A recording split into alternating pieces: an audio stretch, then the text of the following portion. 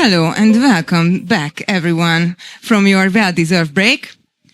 Our original guest had a scheduling conflict, so it is my pleasure to welcome you to the Anonim Vezetők Klubja Leadership Híradó. To anyone who isn't familiar, this is Leadership Anonymous, and this is Leadership News. We have this podcast every week where we talk about current events in the world, in IT, in the tech sector, and whatever comes to our mind, usually mine, irregardless of what happens in the tech sector. But let me first introduce you to the Leadership Anonymous podcast. I have Kispocok here. Hey. His other name is David Schneidhofer, and he's a startup alumni, a beginner surfer, and engineering director. How did you manage to learn this kind of stuff? I keep forgetting even myself. Knowing you 4 years helps a lot. And I was able to resist. So on my other side, I have Mefi in his other name called Gábor Nádai, and he's a community builder and a lifelong blogger and also an engineering director. And we've been doing this podcast for 4 years. avkpodcast.hu, usually in Hungarian, but now for your sake in English. And for our sake also, it doesn't hurt us to practice. I am Fancy. My other name is Karolina Tóth. My other name in the world out there, but our real job is the podcast. So I am Fancy. I'm a cognitive scientist turned high-performance IT coach turned sports dive leader. So an expert in live podcast speaker. Yes, lifelong podcast speaker. And so I'm an expert in probably in psychedelics and in reinventing myself, I would say. We're not going to cut this out. Don't worry, guys. It's going to be totally honest. So today we have the leadership news in English, which is something new to us. But we are excited to talk about all the events that are happening in the world. Is there anyone here who is listening to the podcast in general? So everyone is new.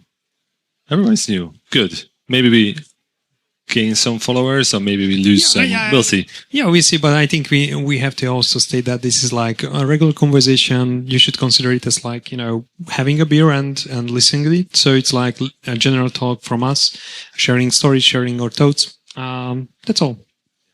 And also, we are at the craft conference. So if you are just watching this video on YouTube or listening to us on your regular podcast channels like Spotify or Apple Podcasts, then you should be aware that we are at a festival-like event for the IT sector and having a lot of fun and talking to really interesting people from our speakers. And mostly our topics cover AI. Yeah, and the reason we started this one, because the original podcast was a monthly basis, and we can talk a lot. You won't necessarily know this because we only have 45 minutes, and after that the microphones are turned off, so there's a hard limit. But our recent episode, which was about hiring as a manager point of view, was I think 3 hours and 40-ish minutes, and we actually stopped the recording because our back was in pain after recording for 4 hours. So we wanted a short one, which is on a weekly basis, and it's a little bit probably less preparation. Most of the time we're talking about news, what's happening in the world, not always leadership, but sometimes leadership, sometimes AI, and sometimes software engineering. And I brought the first topic, which is anatomy of an AI native org. And what is it? Yeah, so tell us. For 30 years, software orgs were shaped like a pyramid. It would be nice to show the pyramid, but I can't show it to you. Where most headcounts sat in the middle of that pyramid, basically doing the translation work. That's most of the time software engineering teams and everyone working around them. So they were basically translating what the business wanted to achieve to a language what us nerds could understand, so we can tell the computers what to do.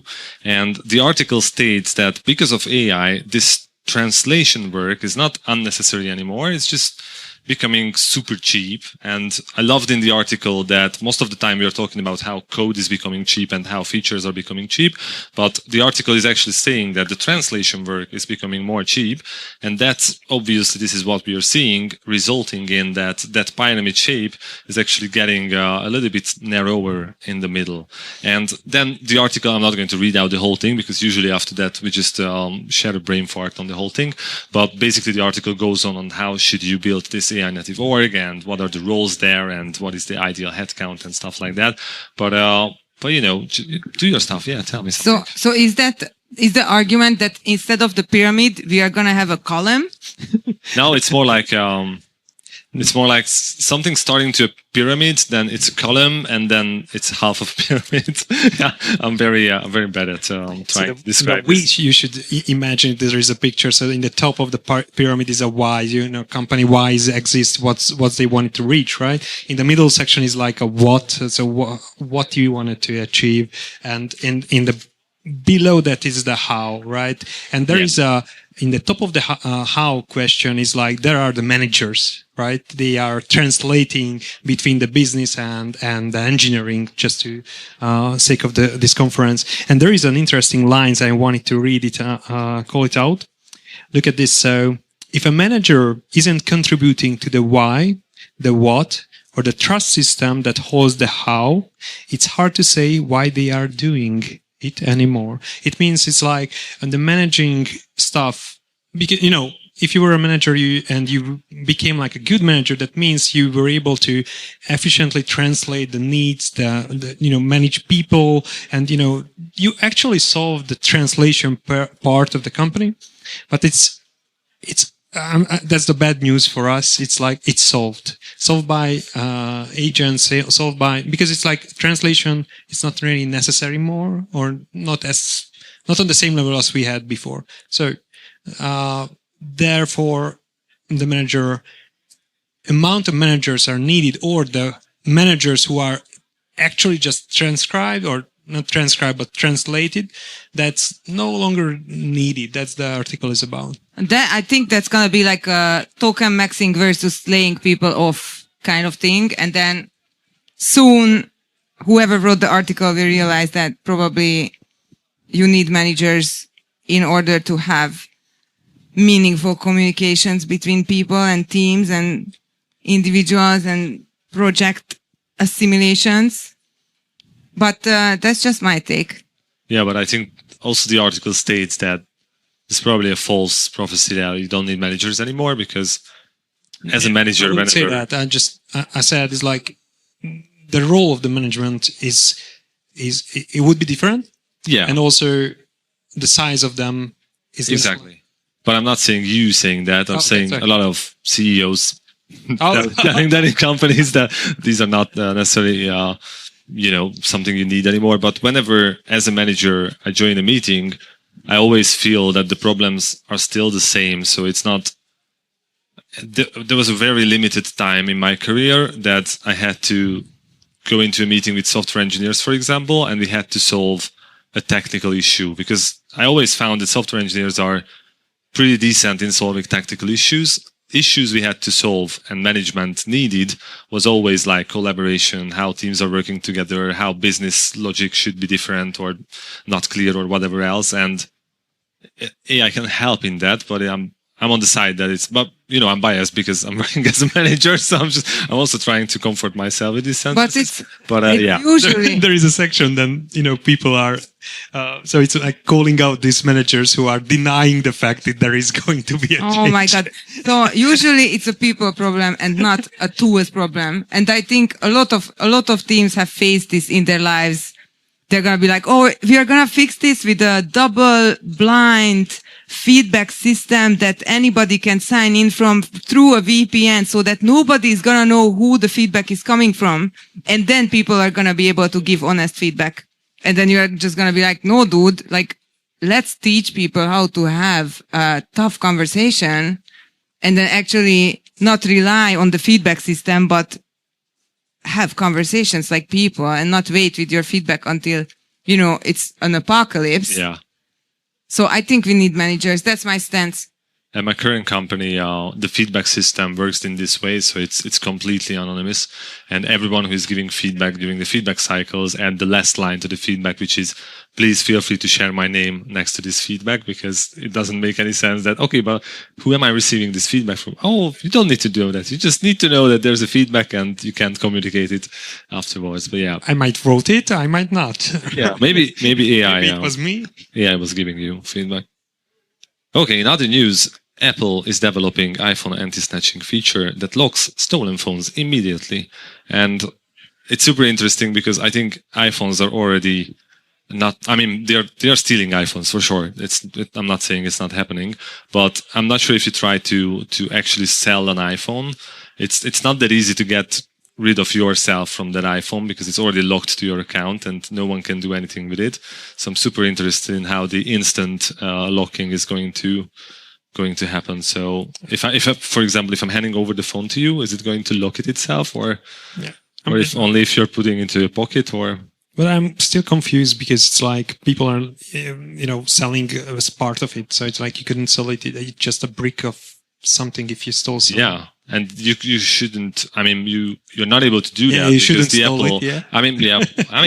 I'm not telling who am I to tell that, but iPhones work in a way that each of the components in an iPhone, it's actually encoded for the given iPhone you have. So, for example, if you take out the display from an iPhone and you're trying to add it to another iPhone, it won't let you unless it's done by a certified repair shop who has the right in an admin panel to click it through it can go to that iPhone.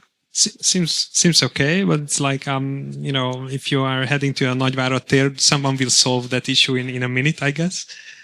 So are you saying that there is like a chassis number to each part of the iPhone, like on the cars? Similar to that, but it's more like, so even a cable is having basically some kind of protection that it knows that it's an original Apple cable, and every part of the iPhone. That's why they're so expensive.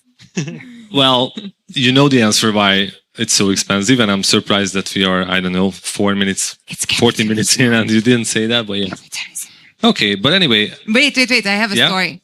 First of all, my iPhone was stolen once, and it was about to be sold to someone, but I was in my friend's car on the passenger seat, and I was looking at my laptop with the Find My iPhone app, and when I haven't seen it for 20 minutes, we were just like driving on the street and I saw like an iPhone shop, but it was not an official iPhone shop, but like a mobile service, whatever, like sketchy neighborhood mobile taken apart. And I went inside and someone was coming outside with an iPhone that looked like mine, except without the case. And I registered it, but I was going inside immediately. And I just like rambled onto the shop owner. I was like, my iPhone was stolen. I'm looking for it. Blah, blah, blah. It was an iPhone 14 or I don't know what this is. And he's like, yeah, that guy, he just left with it. And I ran outside and then I caught the guy in the parking lot and I stopped his car and I was like, sir, I am thinking you have my iPhone. And, he admitted to it, and we went inside. For your bravery. We went inside, and he admitted to it that he found it, and it was in the pocket, and it was already like uncoded or whatever. I don't know how to explain it, but it like the premise was that he was gonna be able to use it when he gets home because my account was taken away from it, but. Then we ended up settling the situation there and I took my phone and in the car I was restarting it and it was, it restarted like nothing happened. And then after a few minutes, it started beeping and going crazy saying that it has been stolen and it belongs to Fancy Carolina and, you should return it to the owner. So then I had to look for my Apple ID or whatever, which whoever remembers their Apple ID. But, I think there is something to the fact that you were saying that the iPhone is really hard to get rid of, and I'm happy about that. And I have another story very quickly because this is, well, no, it's not related to iPhones. But yesterday I was at a coffee shop. Sorry. This is how this leadership news is usually like. They let me ramble on for a few minutes. I got to try on a pair of meta glasses yesterday at a coffee shop in Dorado. If you're in Budapest, you should check them out there in the 7th district. And it was so cool. Like I asked it what the weather was and it gave me like a 10-sentence explanation about the humidity and whatever I should be preparing for. And when that stopped, I was asking it if it speaks Hungarian, and it could have spoken to me in Hungarian, but then the owner's phone was disconnected from the Wi-Fi, so it just told me that I need to connect to the Wi-Fi in English.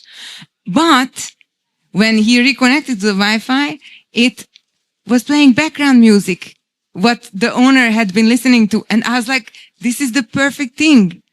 Like finally I can have background music to my life. People are not going to be like, oh, that douchebag is listening to, oh, sorry for cursing. That unreasonable person is having their AirPods in their ear. And now I can just wear these glasses and listen to music all day. I was like, this is amazing. We live in the future. I told you so. I'm disappointed in this story because I was waiting for the plot twist that you stole a metal glass for yourself after the iPhone stealing story. But I honor you for your bravery because that takes some courage to go after someone who just stole your phone. But yeah, I think that's the case with this, that hackers are always one step ahead. So whatever Apple is trying to do, there's always going to be a way to jailbreak a phone, or probably they had something which was blocking Wi-Fi and cellular signal in the meantime. And when you left the guy with his blocker in the car, probably then it was instantly getting back to Wi-Fi. But hackers are also good in getting to other people's Instagram account. And the easiest way, until a couple of days ago, since it was fixed, but the easiest way to do that was to start having a chat with Meta's chatbot, which is basically probably instead of support people because they are too expensive. And someone was able to talk so much to the bot. A replacement bot, yeah. People. They were able to talk so much to the bot that eventually the bot believed that they owned the specific Instagram account and they provided access to them. So they were able to snatch basically an Instagram account through this fantastic Meta chatbot. Yeah, but they are so helpful that they are even disabled multi-factor authentication. So you were able to log in with your with your newly generated codes, and also just you had to state the email address. So it's not tightly connected to the account, but you just clearly saying that, hey, this is my email address, please send it there. And that's it. That's it. This is not the future. I don't like this. No, this is the present, actually. No, this is the past because it happened like a couple of days ago. But yeah, I think you're running away from the sun.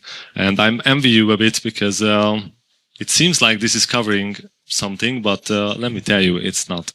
So it's the present, Fancy. This has happened a week ago, or I mean, I'm not sure when it happened, but the news was like 2 days ago or 3 days ago. Yeah, or something 2 days like ago. that. And So isn't it really crazy? Like one day I am in a coffee shop asking some Americans to try on their Meta glasses, and I feel like, oh my God, this is amazing. Like I love this. Like the glasses actually like whisper to you, like no one else can hear it. It's your own personal background music. It's your agent to help you, what the weather is like.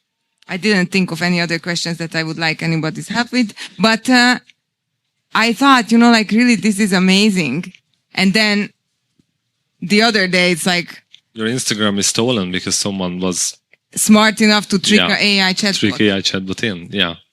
And I mean, other than AI, I also hate that my biggest issue with big tech, and I had lots of rant about this in previous episodes, is that I was always into scaling because it's amazing how people can actually learn to scale things. And my favorite story with this is when I was in Tokyo, I learned that the original NFC chip wasn't fast enough for the Tokyo subway because it was like, I don't know, 12 milliseconds longer compared to their chip. And they did the math that if 1 million people goes to a subway station a day, then it's basically going to cause delays. And it's fantastic. It's going crazy if you think about it. But on the other hand, what I started to learn, probably this is an age thing as well, what I started to learn recently, that whenever you scale something, there is a point when it's just going to turn into shit. I'm not going to say sorry for that. So it's like, if someone is opening like a cake shop there and they can have like 4 tables and make the cakes, everyone is happy. And someone has the idea that I might be able to make more cakes and more tables and more stuff. And there's a thin line when, if that line is stepped over, the cake is not going to be as it was before. The tables are not going to be as it was. And the whole thing is going to be different. But at some point, someone will have probably a different goal other than just making cakes and making people happy. Because originally, I think Facebook was for making people happy and helping you connecting to people and stuff like that. It's still making some people happy. One, for sure.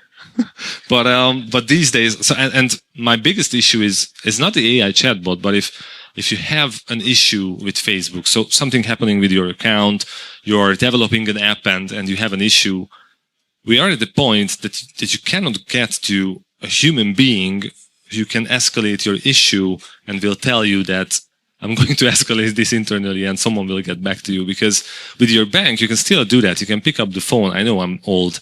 And you can call someone, and the human being, after fighting yourself through an AI chatbot, of course, the human being will pick up the phone. At some point, someone will solve your issue.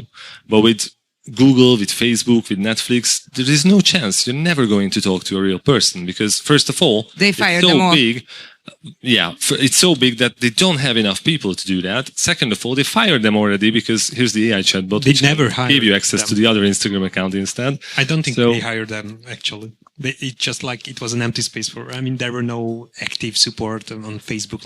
I know for sure because a couple of years ago, there was an article or a video or something from a guy who was working as a moderator at Meta or Facebook. But I don't know. It's different than customer-facing support. Yeah, but they also told that they were struggling with the fact that there were way too less people than they should have had, and most of the people quit because they saw terrible things throughout moderation. So I guess AI gonna solve that as well. So AI gonna solve everything.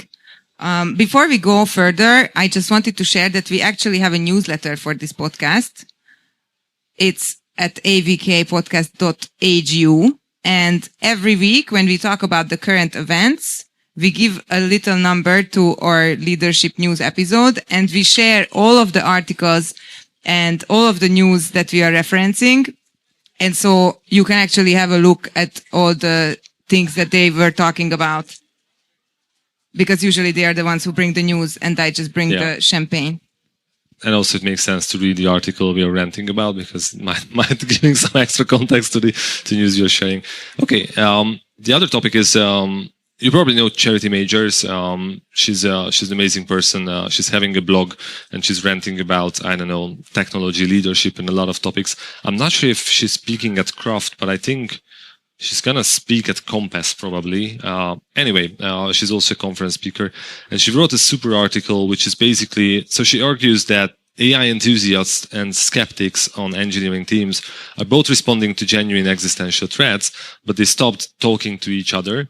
And that's basically creating a silo. And even the article is wonderful. I love it. AI enthusiasts are in a race against time, while AI skeptics are in a race against entropy.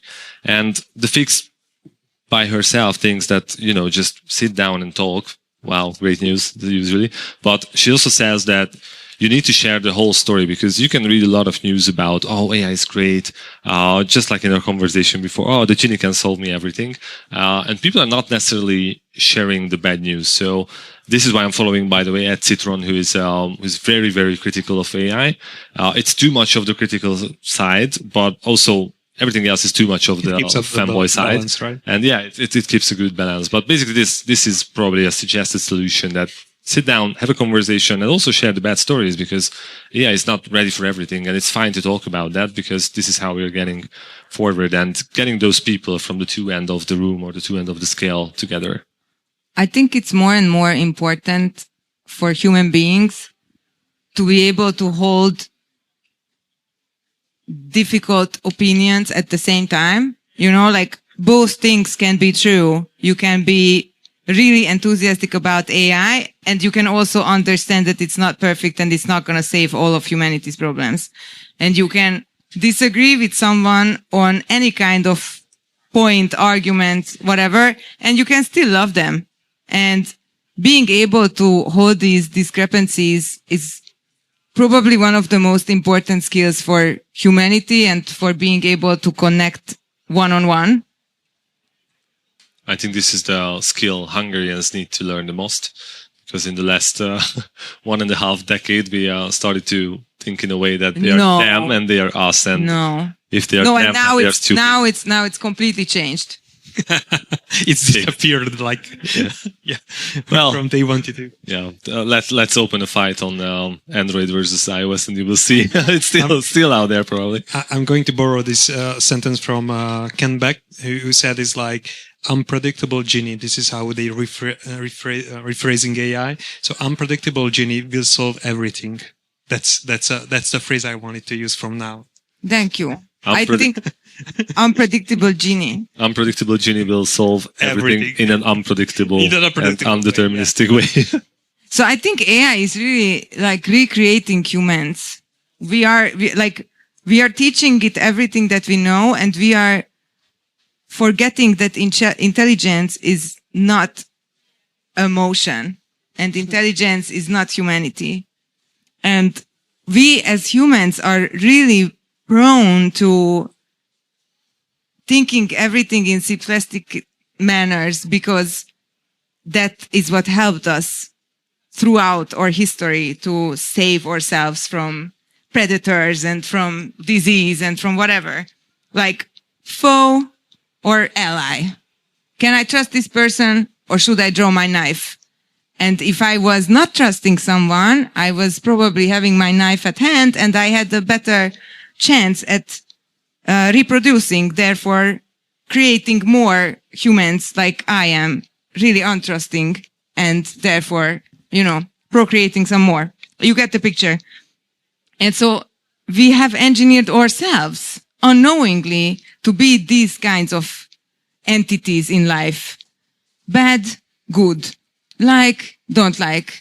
He doesn't agree with me, I don't like him. And but this necessity to simplify the thing, because we have so many things, and we just couldn't get deeper on many fields. So we need to simplify those. I wouldn't say this is great. I understand. I just say what I offer is that you create a space in your head where you actually understand that it's not that simple. And just say, get curious. I think the theme of our conversations, raise your hand if you were here for one of our previous conversations. Okay, a couple. So for anyone who hasn't been here, the theme has been that curiosity should be the driving force behind software development and behind personal development and behind AI development. And I think that comes to your personal relationships also. Like maybe the death of love is when you stop being curious about your partner and you start expecting them to behave in certain ways, and then you say, oh, that's just how they are. And then you are not in love anymore because you're not curious about them. I just went on a spiraling rant. Sorry. But this is my opinion about love currently. So this is a live show. I cannot chat you, Kiskocok, whether you want to have the next topic, but it's your topic, so absolutely. I'm just going to throw you under the bus as usual.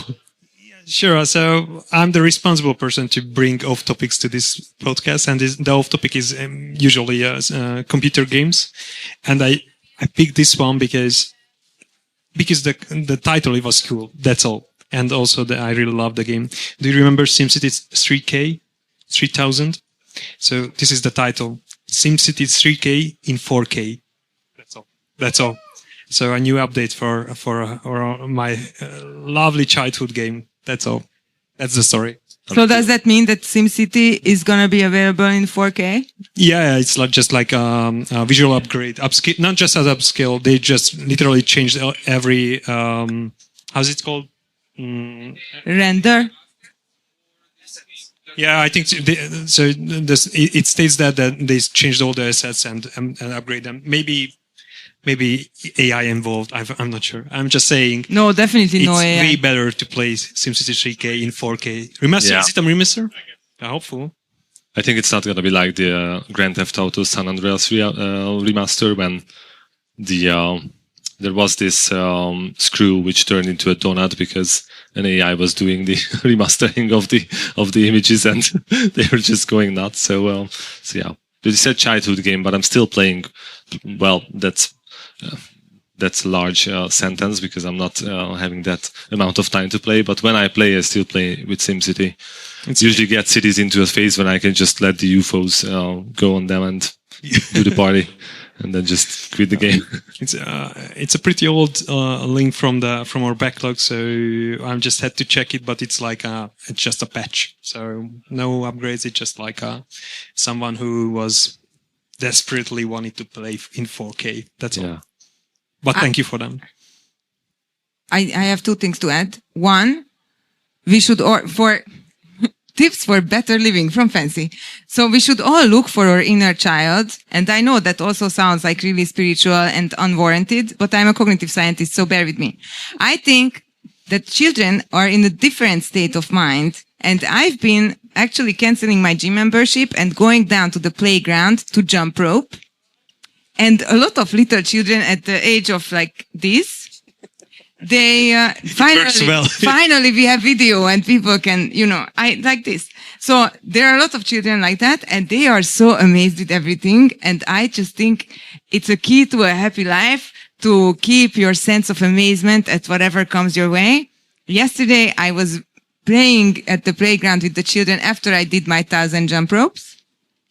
And we were watching a snail cross the street. And I didn't realize snails were so fast, but it was actually fast in my opinion. And I was just like happy with the 2-year-old, excited about the snail crossing the street. And it was great. So if for you it Sims or SimCity that helps you find your inner child, go ahead. But I also urge you to go outside and maybe spend some time in nature. And the other thing I was going to say, Mephi, what should you do when you're not detail-oriented enough? I am going to derail that with another topic because I had something as you were talking. So 2 things. I think my recent understanding is that kids know everything and parents are making them forget those things. So I just realized a couple of weeks ago that I always had the idea that I can't really tolerate cold weather and I'm very much into hot weather. And that's true. But then I realized that most of my childhood memories are not memories of me feeling myself cold or the weather is getting cold, but the memory is that I want to be a short. But my parents told me that no, it's gonna be too cold for that. So you have to wear long pants. And I'm going back from school and dying and sweating because it was too hot. So kids just know these things. Even with food, it's like kids know how much they should eat, and parents are like, no, you have to eat the whole plate. You can't leave the table until that. Because kids are in tune with their intuition. I am also promoting a talk that's coming after this one where we talk with Evelyn van Kelle about the human intuition in the age of AI and if there is such a thing and how to use it. But I think that's what kids' superpower is. They are so unbothered by everything. Yeah. I don't care. I want to wear shorts, and they wear shorts. You should be more of a kid. We should be more of a kid. And the other thing, sorry, I wanted to add, because you mentioned the snail and how fast is a snail. I can actually tell you, because there is this app. My girlfriend found it and it's fantastic. It's called Roost. You won't see anything out of it probably. It's called Roost. And the icon of the app is a pigeon. And the app is called the Social Media. And it works in a way that you can send within the app a bird with a message to someone, and the message will get there in the time as fast as the bird can do that time. And my first bird... Do you have to know the address of the person? Yes. I mean, you can just send it to a location, but to use this app, the app knows your location. So if you are, for example, you're traveling to the States this year, and if you download this, you can send me a bird, and it will tell you how much time it needs to get there. And the first bird I received was... a pigeon, and the second, it's not a bird, the second was called Rain, and it's a snail. And out of this, I know that a snail goes 2 kilometers an hour. So if you're 20 on his back. Sorry? With a letter. With a letter on this. Yeah. So if you're, 10 kilometers away, then it's going to take 5 hours to deliver the message. And that's surprisingly fast, actually. Yeah. That wasn't my idea of... So it's called ROOST. And I love this app already. So I'm going to download it, but it's going to be in our newsletter. Yep, exactly. Okay. What should you do when you're not detail-oriented? Another article from one of the newsletters, and well, basically it goes about what is detail-oriented even, but it basically goes about what are the things you need to improve yourself to work better, to have a better life and stuff like that. And it's a pretty much Captain Obvious answer, but I always love these articles because sometimes it's good to just stop and think about, give me a very, specific way to solve an issue and not just the high level stuff. And basically it suggests that focus on the skills that you are not good at. And you might think that's easy to identify, and this is where the Captain Obvious part is in, but it's super easy to identify what you are not good at is what are the things you are struggling with.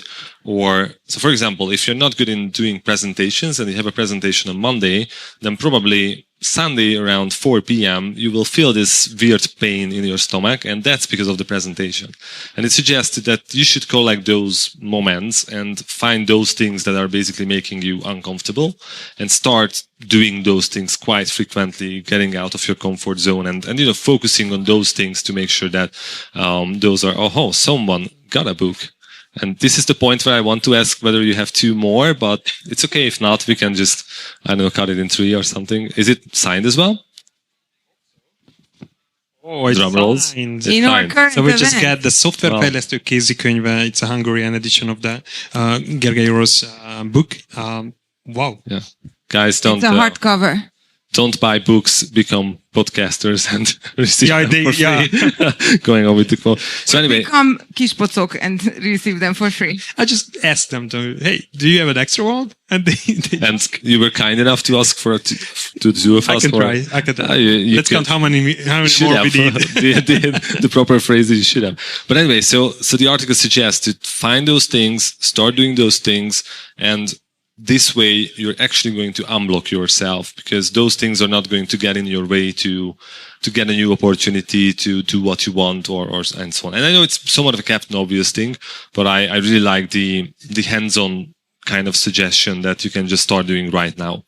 But also it's like, because you mentioned the feeling behind that, if you urge to do something you actually hate, that's I think very easy to see that your body is responding the way that, hey, it's, I'm not feeling well, or I'm tired, or whatever, right? These are the symptoms of something might be happening, and I think we should be more, we should listen to more about the body, what we have. Yeah. The classic quote is that you don't hate Mondays, you hate your job. Sorry for being late. I didn't want to come. Yeah. I have a friend who told me that he just started to let things go, and he's not feeling bad if he's like calling his boss 5 minutes before the work start that he's not feeling well and won't be able to join him. But I'm not suggesting this, but yeah, many people living in that. Okay. I think we have time for one more. Data center operators are trying to fix their water use problems because, as probably you know, data centers require a lot of water. But the interesting part is not that, because we were aware of that. But there is this article on The Wired and on The Verge as well, that Google is basically trying to solve this issue. And basically, right now there is an estimation, and there is a Hacker News thread about this as well, that this whole water thing was a little bit too, too much of a hype, and it's actually not that heavy as people think it is. And that was the point where I probably that's like the current age skepticism coming out of me, but I was like, okay, who paid for that? who was behind that idea? And I just don't trust those people who were saying that. But anyway, the argument right now is that it's actually not that so much of water what we told, but also Meta, Amazon, Google, they are trying to solve this because they don't like the, not necessarily the water issue, but I think people's opinion on how much water we use for asking ChatGPT what's the time. I think this is the right time to get into the capitalist section. Pouring money on it to make the public opinion better of you is what's happening. Yeah, but that is always what's happening. It doesn't change the fact that this is what's happening, and drinking water is like an actual big thing that is gonna creep up on us in a little while here, unless we solve it with AI. I was in a conversation a couple of weeks ago where people said that no, technology will solve that. Not necessarily AI, but technology will solve that. It might, I don't know, but in the meantime, what you see is that water is getting AI to centers the are using it. most sensitive resource these days. So yeah. Wanted to say something? No? No, I mean, it's like partially already solved by the, I just couldn't say the English terms of here, so that's why I stopped here, how to make make useful seawater to drink. Oh, yeah. So it's like, 10 years ago, we just talked about there's no way to do that. And nowadays it's just like, it depends on the energy availability. And Depends on how much you're willing to pay for it. I mean, if you don't have water, you have to pay whatever it takes, right? So, and there are certain... Actually, are very and today we are not worrying about what happens if the seas are going to be gone. But 10 years from now, we can start worrying on that as well. But I don't know. I'm not an expert on the topic. Go on. But thank you for joining us for the Leadership News, the episode from the Craft Conference by the AVK podcast.hu from Anonim Vezető Klubja. With love to you. Thank you for joining us and see you in about 15 minutes. Thank you for joining. Bye-bye. Thank you.